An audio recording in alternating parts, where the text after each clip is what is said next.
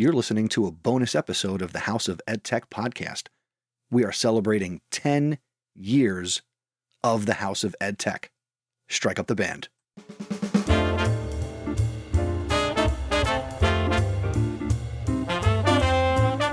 Welcome to the House of EdTech. My name is Chris Nessie. The House of EdTech launched in 2014, giving me the opportunity to speak with teachers, leaders, and creators so you can more effectively integrate technology, strengthen your pedagogy, and have more confidence in your classroom and school so you can make an impact. Get involved with the podcast by visiting my website, chrisnessie.com. Using technology isn't difficult, and this is where it begins. This is the House of EdTech. Here we go. We are celebrating It's the Podcast's birthday today. You're listening to a special bonus episode of the podcast.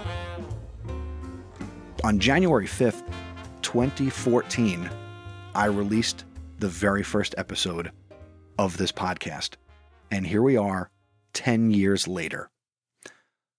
Let me start by saying, let me give a little background here. What inspired this podcast? I blame my wife. Like every good man has a good woman behind him, or really mine is to the side, and really Katelyn is very much leading and she's in front of me. She inspired the House of EdTech. Maybe this is the first time you're hearing this story, but it's an important story. In the fall of 2013, my wife pointed out the fact that I very much at that time, and I still do, put this profession on a pedestal, and she was really just tired of listening to me talk about education technology. Now, she's a high school librarian, she enjoys technology, but she was tired of listening to me talk about EdTech all the time at home, and all EdTech this, EdTech that, this app, pop. So she said, you know what you should do? You should start a podcast. You've got a master's degree. You're highly educated. You can probably figure this out. And she said, this is pretty much a quote, there's probably podcasts about podcasting. Go listen, figure it out, and talk to the world about education technology. And here we are, 10 years later. I want to take a moment right now and I want to throw it back. I want to play you just a little bit of episode 1 of the House of EdTech podcast. So here's 2024 Chris throwing it back to 2014 Chris. House of EdTech, Episode 1.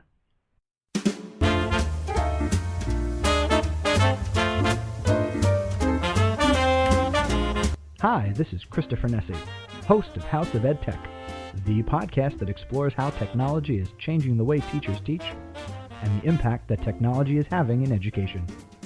My objective is to discuss the technology that is changing our classrooms and schools. You can count on House of EdTech for information you can hear about today and use tomorrow.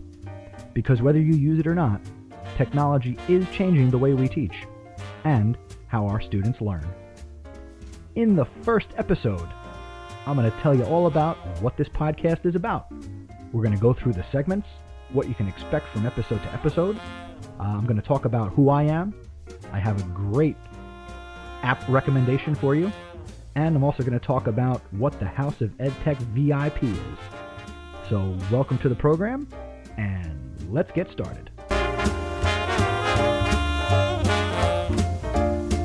I think that was a pretty good opening. This is my first ever podcast. I've never recorded anything like this before. I've done video editing. I've taken pictures. I've produced videos. I've done the school play. I've been on stage. You may have seen me on television. I'll get to that later. You know what? Let me stop that right there. So in the first episode, first, if you haven't listened to that episode in its entirety, go to chrisnessie.com/1, and that'll take you to the show notes for episode 1. Or go back in your podcatcher and check out the rest of episode 1. It's only 19 minutes, and today would be a great day to go and listen to that episode. And if you've never listened to it, you're in for a treat. The audio quality is obviously very much different, and I'll talk about how I created the podcast originally in just a second. But where I stopped that clip, I talked about how you may have seen me on television, and I'll get to that later.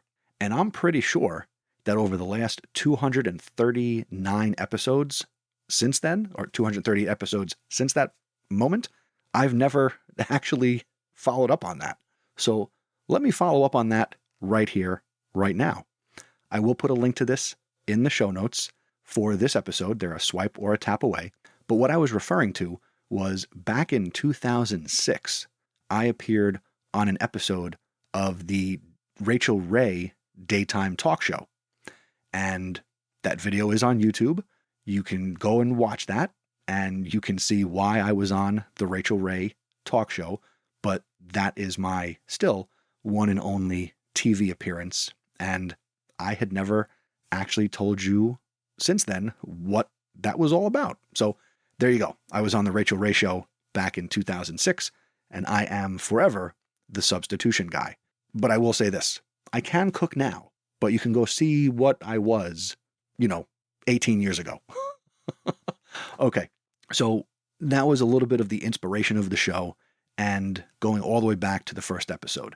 But how did I create that? I recorded episode 1 probably that Friday or Saturday night. I've always released the episodes on Sundays every 2 weeks for the last 10 years, except when I take some breaks here and there, but it's always been an every 2-week podcast, fortnightly, as I learned at some point. So I created that episode at the time, Katelyn and I, with Miles, who was 2 years old and change, 1 year old and change. We were living with my mother-in-law, and we had sold our townhouse. We were in the process of finding our permanent home where we still are today. And I was in the extra bedroom, her sewing room, and I was there with my little laptop and my Google Doc with my outline. And I had a video microphone that would be on like a Canon DSLR camera.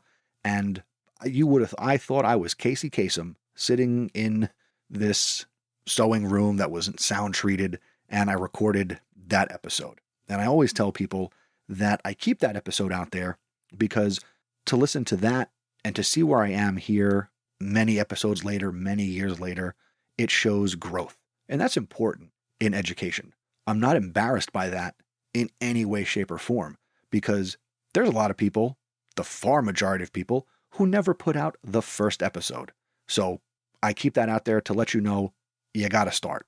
It doesn't have to be great in the beginning, and believe me, the audio quality was not great in those first 10, 15, 20 episodes. So we've come a long way since 2014.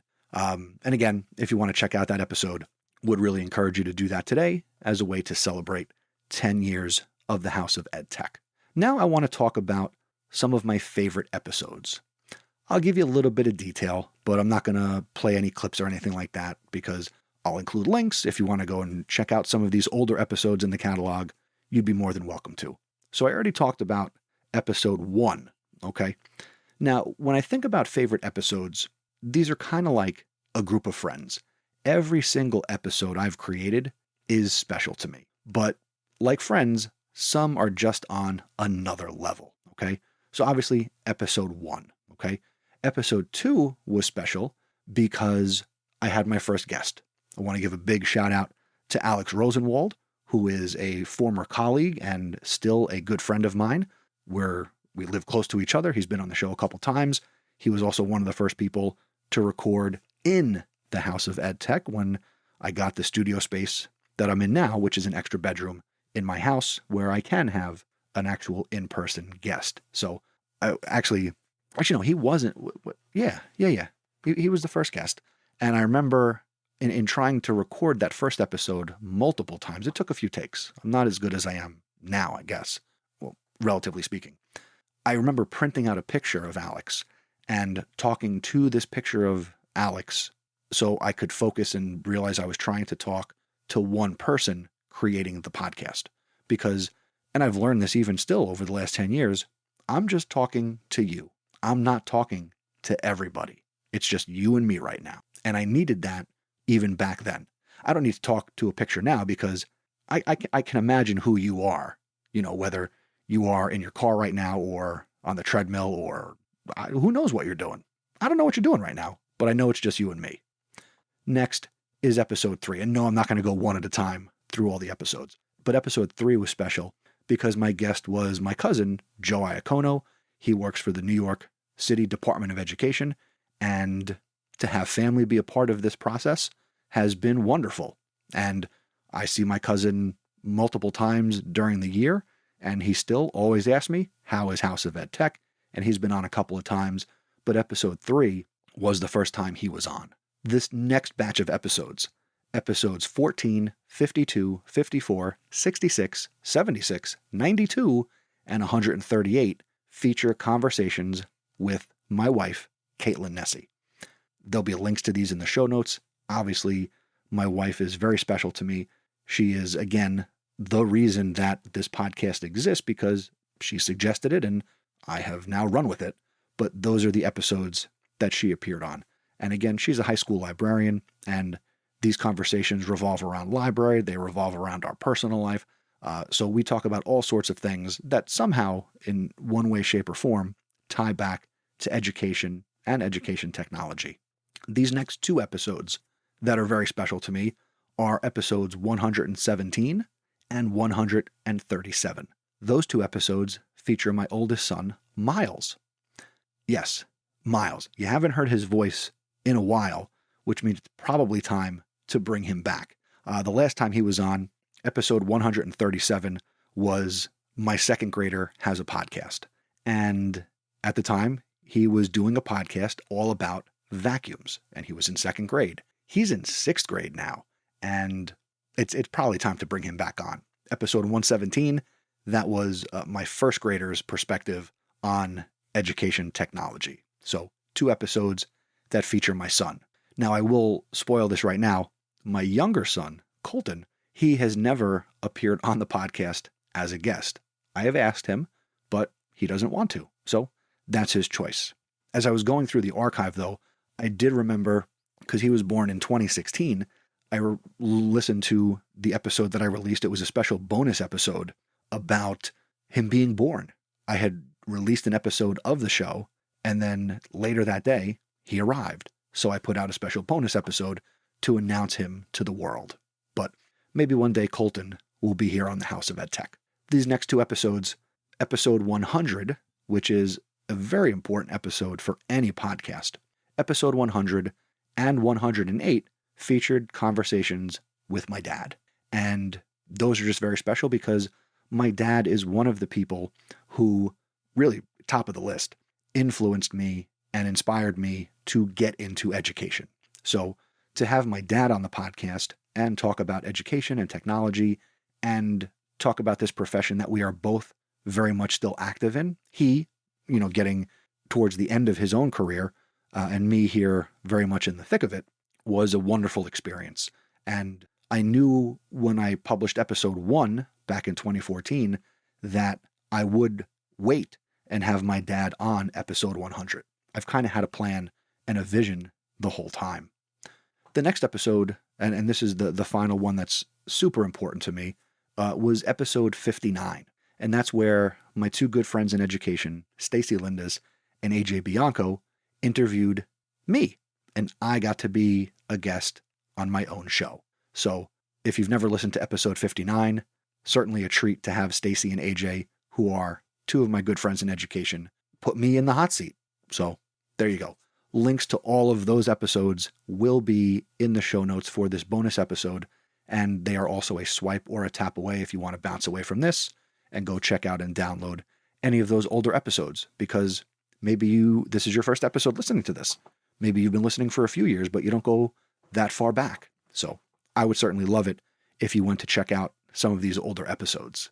Next thing I want to talk about here as we celebrate 10 years of the podcast, I was almost a math teacher, and I have talked about that a couple of times on the podcast. Obviously, I teach social studies, but I do like numbers. So here's some numbers that I want to kind of put out there. I've been doing the show now for 10 years. What does 10 years equal? 10 years is the same as 120 months. 10 years is 521 weeks. 10 years is 3,652 days. 10 years is 87,648 hours. 10 years is 5,258,880 minutes. 10 years is 315,532,800 seconds.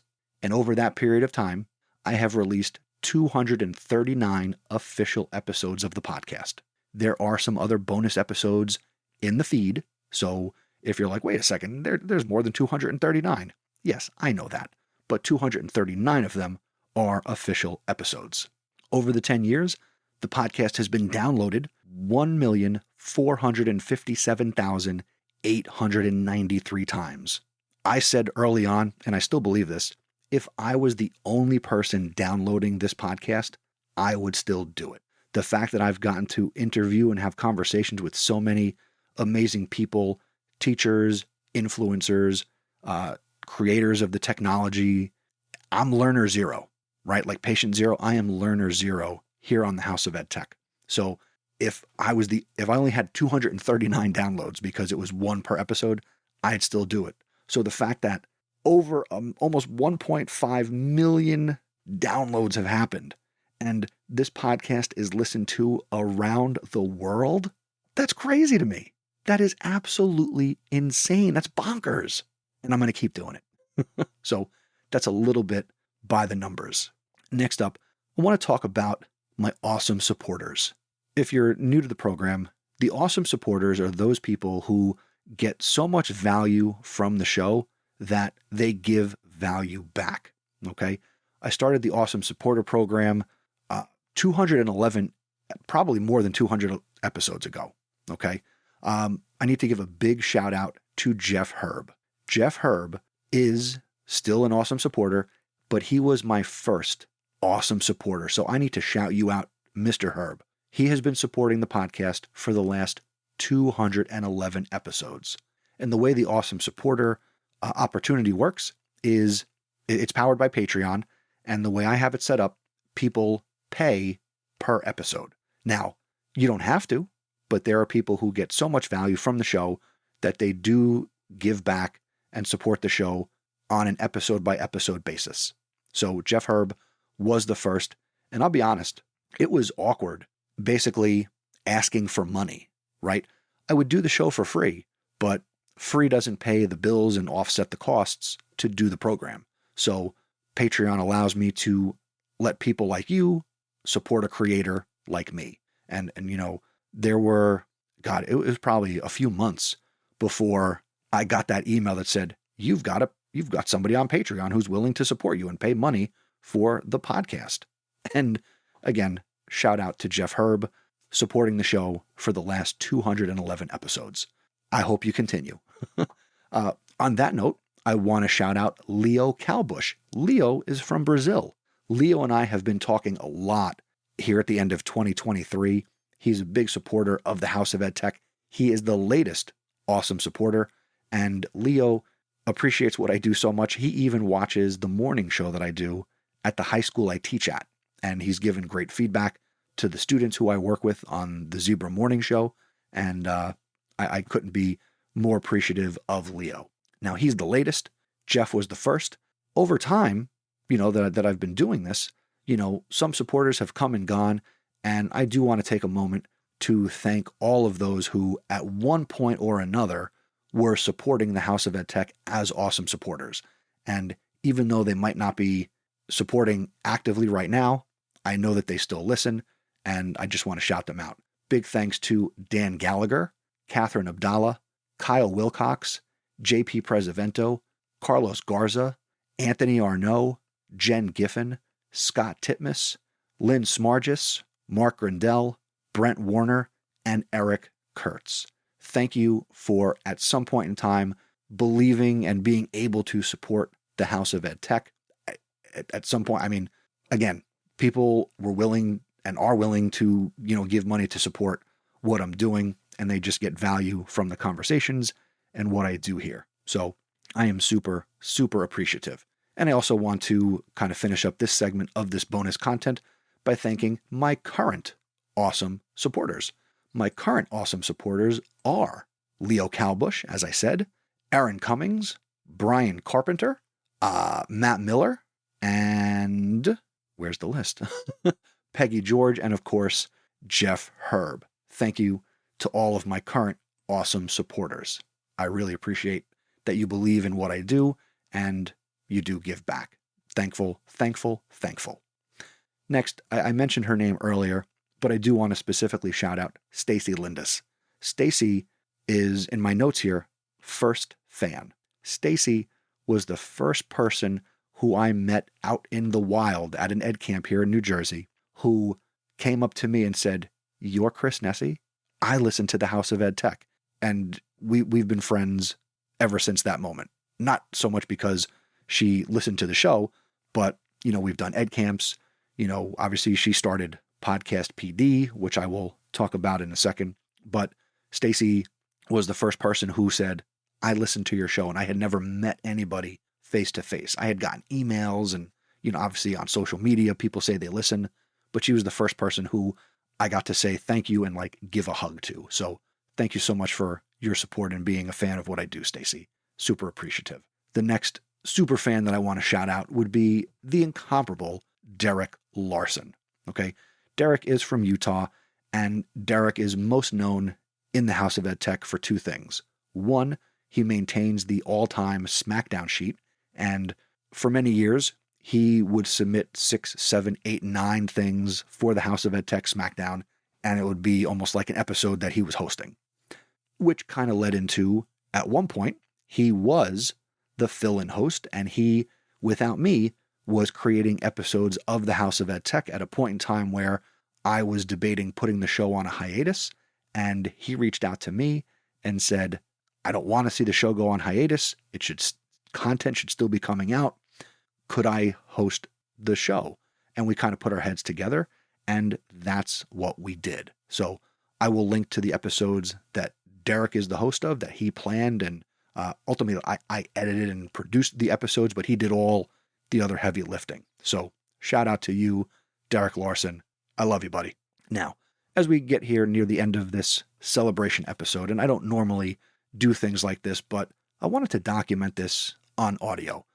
There's a podcast I listen to called School of Podcasting with Dave Jackson. First, let me shout out Dave Jackson because he is a friend and he started out as somebody who I listened to his podcast and have over time gotten connected with and learned a lot about podcasting and still learn about this medium from Dave Jackson. But there's a segment on his show, School of Podcasting, called Because of My Podcast. So I just want to shout out a couple of things because of the House of EdTech blank. So because of this podcast, because of the House of EdTech in the last 10 years of doing this, it has allowed me to put my voice out there because I feel I have something to say. I started the show also at a time where social media, Twitter specifically, was it was an infinite vacuum. I felt I wasn't being heard.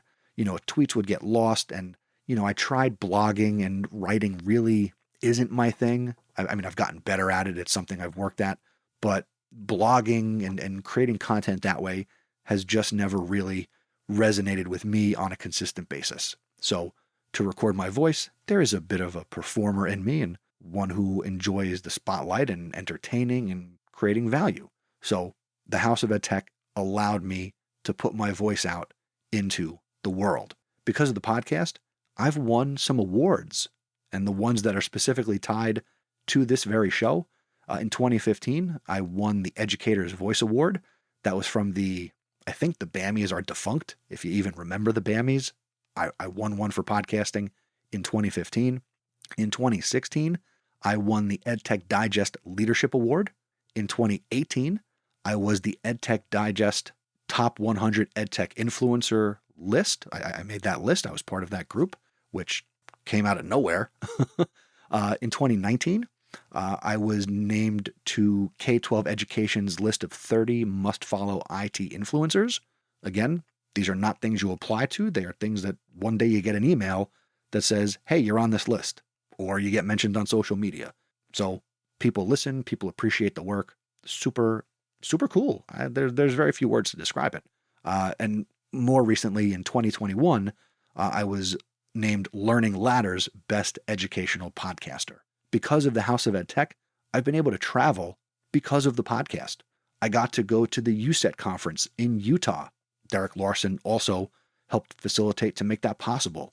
That was the first time Derek and I met face-to-face in person. I got to go to Utah. That was super fun. Because of this podcast, I got to go to Alabama.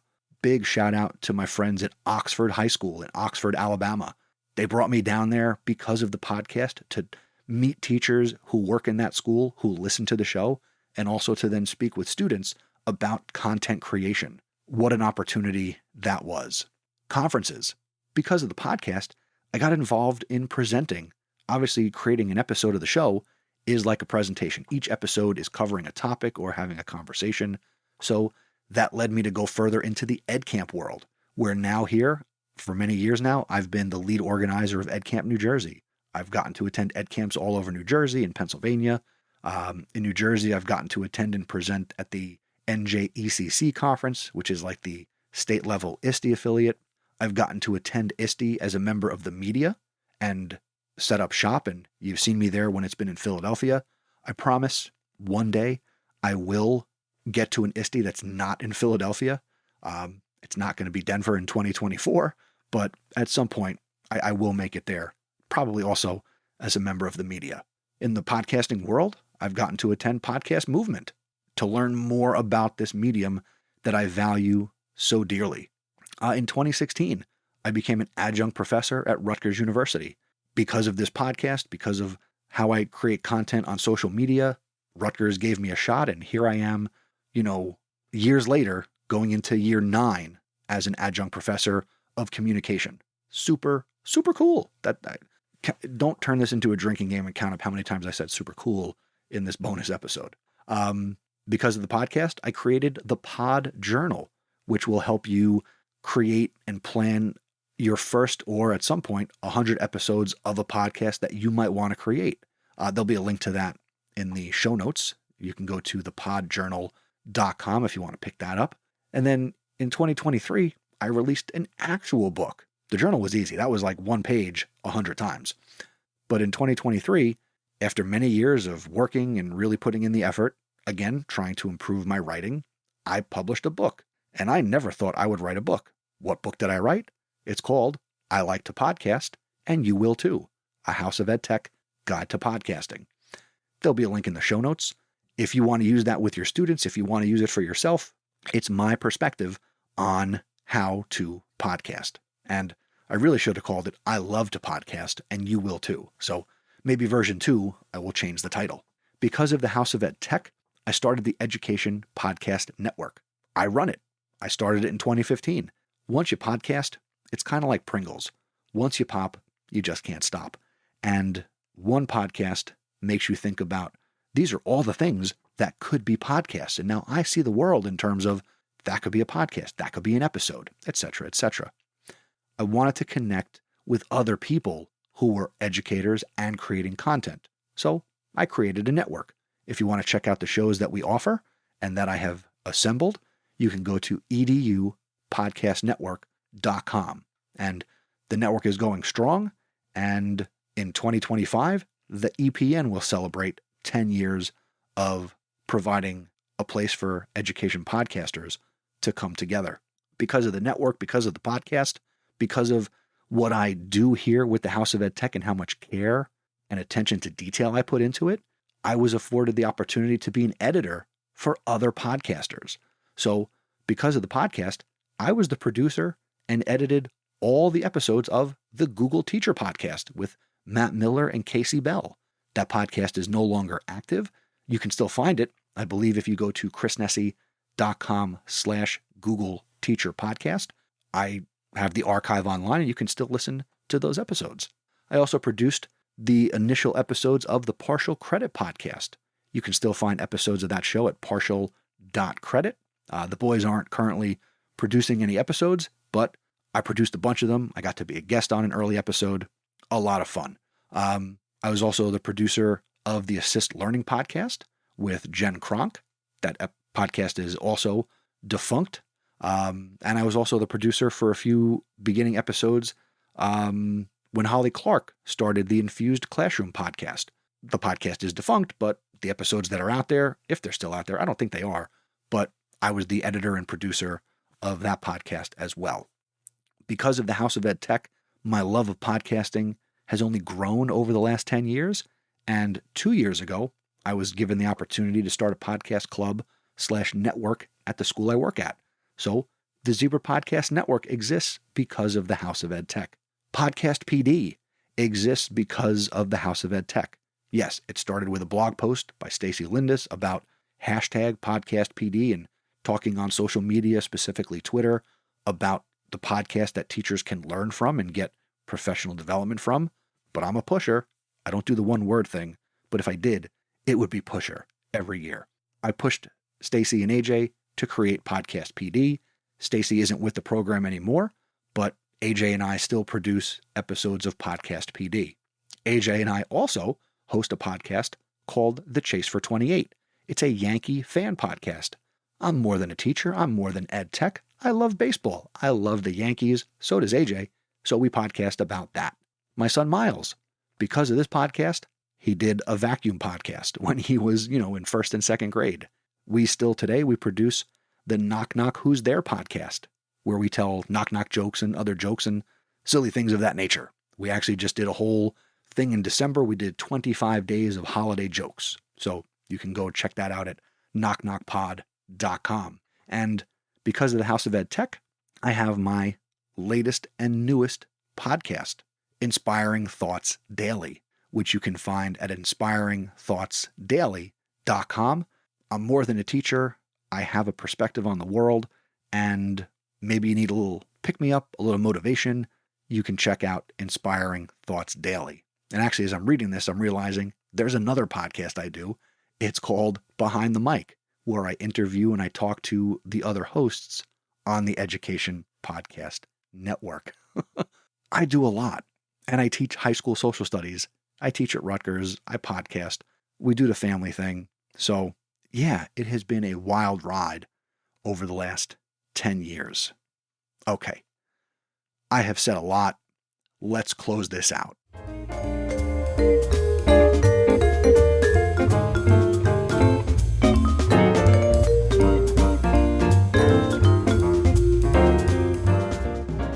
Whether this is your first episode or you've been listening to the House of EdTech for many years, thank you for joining me on this journey. Honestly, I predicted when I did episode 1, and even as I was creating it and preparing it, that I would be creating this episode right now for you.